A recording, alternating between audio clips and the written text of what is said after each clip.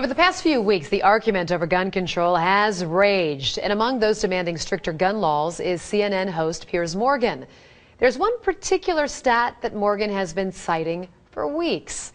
In our commitment to balanced news, Ben investigates the truth behind it in Reality Check.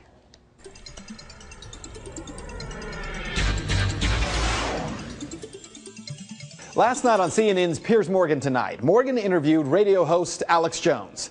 And to say it was wild, well, that would be an understatement. Here's just a small clip. Answer this question. How many Why'd you get fired from the Daily Mirror for putting out fake stories? You're a hatchet man of the New World Order. Let's try again. How many gun murders were there? Oh, you're going to ban your fist now? In Britain last year.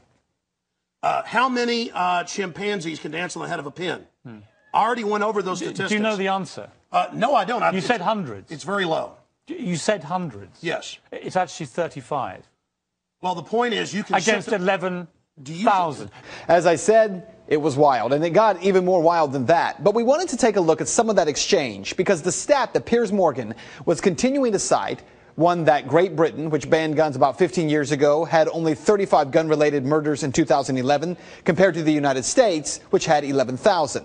Let's start there, because that number is not correct. According to FBI crime stats for 2011, there were 12,664 homicides in the U.S. Of those, 8,583 were caused by firearms. But of those, 400 are listed as justifiable homicide by law enforcement, 260 justifiable homicide by private citizens. On the other hand, it is true that percentage-wise, Britain has a lower gun homicide rate. With a population of 62.6 million, Great Britain saw 59 gun-related homicides for 2011. Still not the 35 Piers Morgan keeps citing. But that shouldn't be surprising that the gun homicide rate in a country that bans guns would be lower than in a country where guns are not banned. Where the argument falls apart is when you attempt to claim that fewer guns equals less crime. The U.S. has the highest gun ownership rate in the world, an average of 88 guns per 100 people. That puts it first in the world for gun ownership. Yemen is second with 54.8 guns per 100 people. So that means the U.S. has the highest gun murder rate as well, right? Well, no. Honduras, El Salvador, and Jamaica have higher rates. So do 24 other countries. The U.S., despite being number one in gun ownership, is number 28 in gun homicide, with a rate of 2.97 per 100,000 people. Of course, Piers Morgan isn't calling for the U.S. to be more like El Salvador and Honduras. He's calling for us to be more like Great Britain. So what do the numbers look like there? The U.K. has the second highest overall crime rate in the EU. The U.K. has the fifth highest robbery rate, the fourth highest burglary rate. But more importantly, the EU named Britain as the most violent country in the EU.